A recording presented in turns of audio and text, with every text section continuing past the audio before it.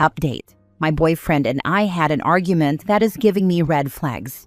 Is it enough to end our years-long relationship? Please advise. Original post. My boyfriend, 25 male, and I, 23 female, have been together for over 5 years and have lived together for 1.5 years now. For context, I was getting ready to go to a Halloween potluck with some of my girlfriends and their respective boyfriends. While I was getting ready, my boyfriend began discussing the idea of a curfew with me, explaining that no woman should be out late because nothing good happens late into the night, and that I shouldn't be out until 3 a.m. I explained that I didn't want to be out that long, but the idea of him putting a curfew on me made me uncomfortable. He told me that unless he is physically there with me, I, a female, shouldn't be out of the house late and at a party. I told him there was no need for him to be this controlling with me and that I was confused since he had never done anything like this before. I go to social events pretty regularly, but I rarely go to parties like this, maybe once every 3 months. He was also invited twice to come to this party with me and declined. I asked my boyfriend why he was saying all this, and he said, "I have standards. These are my standards. If you don't like them, you don't have to live with me anymore. I'm not budging on this." He then explained, "Now I expect you home at 1 a.m. because you're pissing me off, but I should be saying 11 p.m. This freaked me out. I packed a bag, went to my parents' house, and haven't been back since. I don't know what to do from here. I want to emphasize that he's never done anything like this before, which really threw me off, and is why I'm asking for advice on an internet forum. I left the house crying and upset, and my boyfriend hasn't reached out in over 72 hours to check in or initiate a conversation. Ideally, I would like him to start a conversation, but I'm convinced my boyfriend has no shame for his actions and believes I am the one in the wrong. Please let me know what you, an unbiased random internet stranger, think about this situation. I love the relationship my boyfriend and I have built together, but this seems like a huge red flag to me." Now for the top advice before reading the update. Girl, you're 100% right. This is a huge red flag. Multiple, actually. Him referring to women as females, putting restrictions on you, getting angry because you disagreed with him, punishing you because he's angry. You're probably right that he has no shame and thinks you are completely in the wrong, but that's okay. You're not going to be able to convince a guy this delusional. It is absolutely enough to leave your years-long relationship. If you stay, he will continue to try and exert more and more control over you, and you'll be stuck in an abusive relationship. It kind of sounds like he instigated this in order to cause a breakup. So after 5 years dating and 1.5 years living together, he announces a new standard to force you to move out of his place? I assume this was his place and you moved in with him? Weird and pretty rotten of him. I'm awfully sorry this is happening to you, but sounds like he dreamed this up to give you the boot. Yes, his parents own the place, but we both pay rent on it. Just not an official lease or anything. It genuinely didn't feel like he was trying to give me the boot, but more like he wasn't going to relent on this new standard of his, and that our place of living is something in his control, which is what he wanted in this situation. The fact that he hasn't reached out in over 72 hours is an equally big red flag. That's called stonewalling, and it will destroy a relationship. Run now.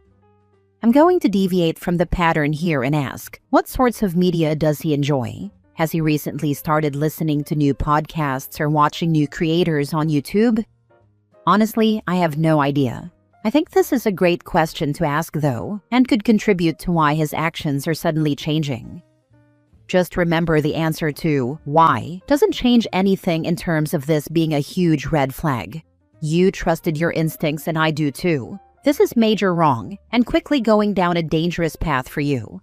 The men in your life can always do the most harm to you, so you have to have confidence they love and respect you. This sounds like anything but that. Now for the update 8 months later. All of the events listed below occurred 8 months ago, around the time of the original post. This update is not easy for me to write, but I am moving out of state next week and want to put this out to finally lay this chapter of my life to rest. The argument from the post occurred on Saturday late afternoon. I posted to Reddit a few days later after I hadn't heard from him. By Wednesday, I placed an order for a small U-Haul truck to move out the following Saturday, the soonest time my family could help. But I still hadn't heard from him. My family thought it best not to tell him that I was coming to pick up my belongings until the day of, because we were afraid he would destroy my things. My ex is an extreme minimalist, so all the furniture, decor, tools, etc. came 100% out of my pocket. At that point, I had thousands of dollars worth of belongings in there, and even more invaluable mementos. Anyway, Saturday comes around. Still hadn't heard anything on his end. I texted him that morning, telling him my parents were coming to remove my belongings and to please be out of the house while they did so. He texted me back, "No, stop telling me what to do." At this point, he knows they're coming and exactly when. For my safety, I stayed home. When my parents got there, my mother knocked on the door. No answer. Doorbell? No answer. I texted her to go into the garage and see if his vehicle was there. The garage opened, and he had thrown my belongings into the garage. Things were scattered about the garage floor. Whatever. They noted that his vehicle was there though, so he must be inside. My family started grabbing stuff from the floor and putting it into the truck. My ex comes out. My mother said he looked psychotic almost. He doesn't do drugs and wasn't drinking for health reasons, but he looked off. When he came out, he made it very clear to my mother that he was holding a gun in his sweatpants pocket. He told them to get off his property. My mother asked him if he was all right. Remember, he and I had been together for a long time at this point. My family knew him well. This was all such strange behavior from him, and my mother was genuinely concerned.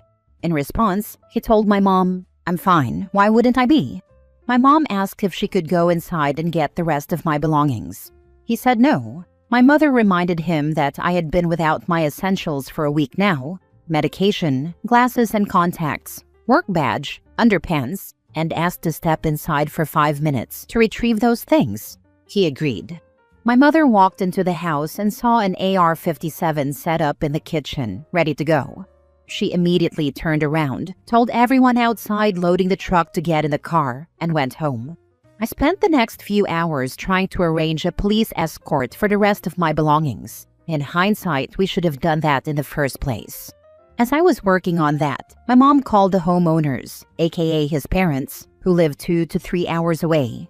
We told them everything up to this point, and they were distraught. They said they were on their way.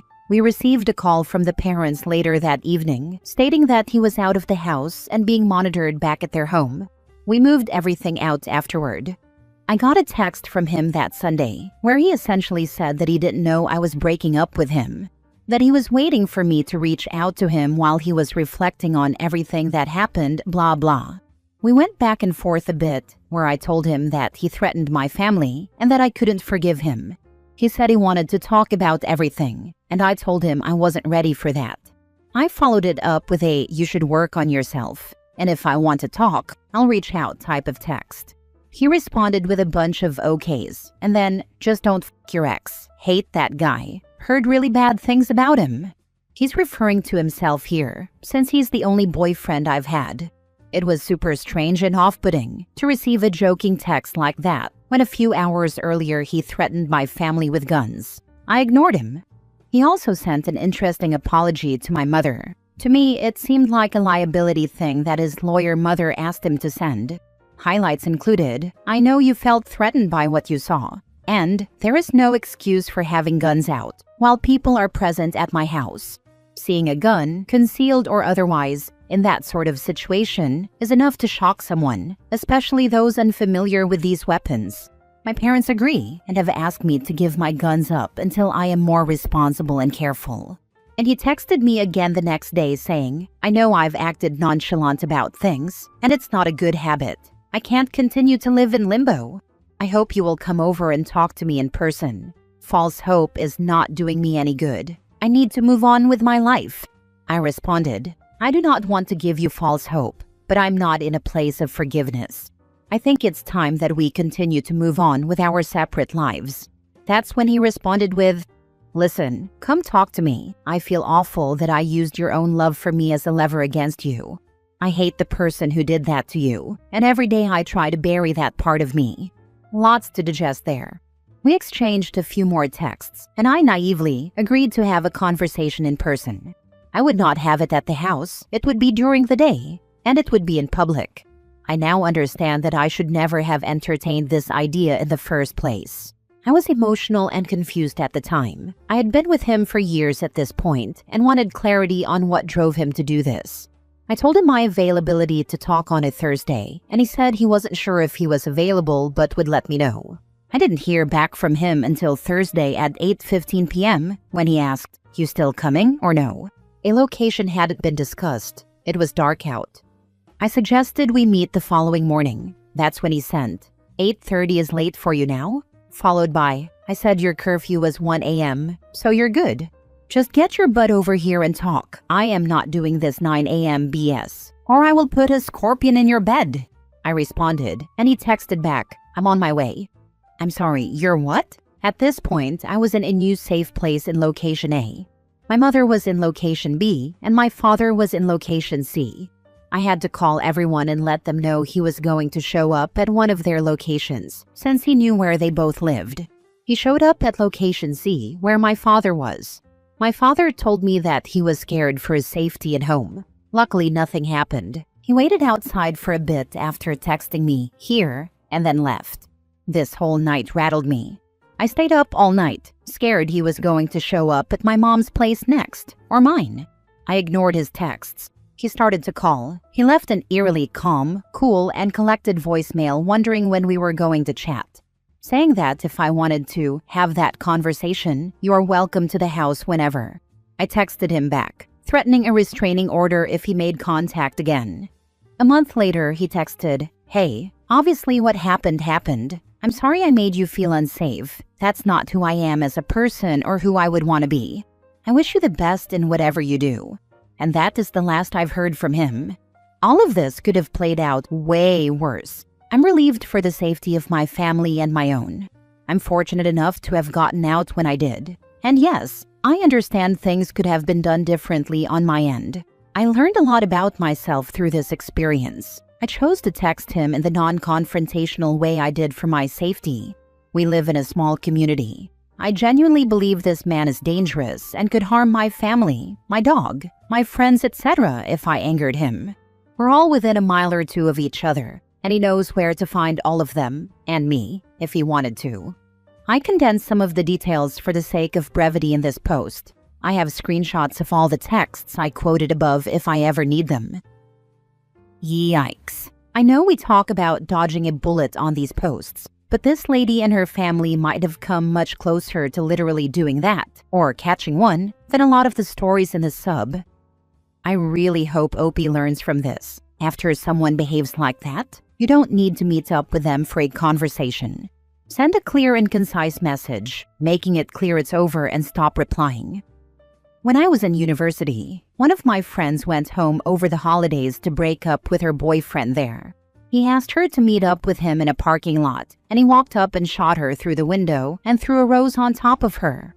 That was 40 years ago, and I still think about that when people are dealing with breakups from people that are manipulative and controlling. I have no doubt this guy was going to hurt her if she showed up. Last story. My boyfriend has an expensive hobby, so we have to live very frugally, and it's starting to bother me. I'm not sure what to do. My boyfriend, 41 male, and I, 39 female, have been together for about a year. He's a caring and considerate partner. However, he lives very frugally to be able to afford his expensive hobby. He loves to sail, and between the costs of financing his boat, which he purchased before we met, fuel costs, insurance, marina fees, maintenance, etc., I would estimate that it creates over $3,000 each month in expenses. This comes out of his disposable income, so he's not asking me to pay for any of it, but it's not an interest I share. I don't particularly like being on boats. I think sailing really gives him a lot of peace and a sense of pride. We mostly split expenses, and I don't live a particularly expensive lifestyle. I don't have a huge desire to visit fancy restaurants, and I'm happy taking a weekend road trip instead of some big international trip. So for a while, it didn't bother me that he spends so much on his hobby. He is also very conscientious about saving. So he saves a large portion of his income as well, and I support him wanting to build his savings. However, we don't currently live together, partially because of how frugally he chooses to live in order to afford his hobby. He has a tiny condo and no car, though I have a car. He eats very simply. If we were to move in together, we'd need to move into a smaller apartment than I'd prefer. We live in an expensive city, or move somewhere else, or he'd need to save less. If it were up to me, we'd spend more on activities, splurge from time to time, and get a decent-sized apartment, etc. However, he's not really on board with those expenses, except on holidays, like a birthday or something. We still go out to do stuff, but obviously he prefers inexpensive/free local events, which I also enjoy, but it would be nice to do other stuff too. If I want to go to a pricey concert or to the theater or do a spa day or whatever, I'll generally end up doing that stuff with friends. He's someone who is willing to compromise on things, but I don't even know what to ask him for. Sell his boat? He had it before we met. Stop saving? That sounds like I'm asking him to be irresponsible. I could offer to pay for more stuff, but I think that would create a very bad relationship imbalance, especially when he makes more than I do. Honestly, I'm not sure what to do. I feel like a jerk asking him to give up his hobby, or like I was being immature telling him not to worry so much about saving money. Dump him? He's honestly a great guy. At the same time, it seems silly that our lives are so limited when both of us have okay income. I'm not sure what to do here, or maybe I should just be happy he's a good guy. Now for the advice. Can you imagine a version of your lives together where you would both feel happy and satisfied? I'm not asking about the mental arithmetic of, I can't break up, he's such a nice guy, or I shouldn't care about having nice things, or it's not reasonable for him to expect that, or it's not fair for me to expect this. What do you need to feel happy? What do you believe he needs to feel happy? And is there a possible overlap? This is a great and insightful answer or question. He's 41, and he's choosing to spend around $35,000 a year on his boat. And that's fine, and that's the thing that makes him happy. But that sort of closes the door on living together, having kids, traveling, etc. You have to be truly okay with this, or figure out some middle ground that works for you both as a couple, or move on.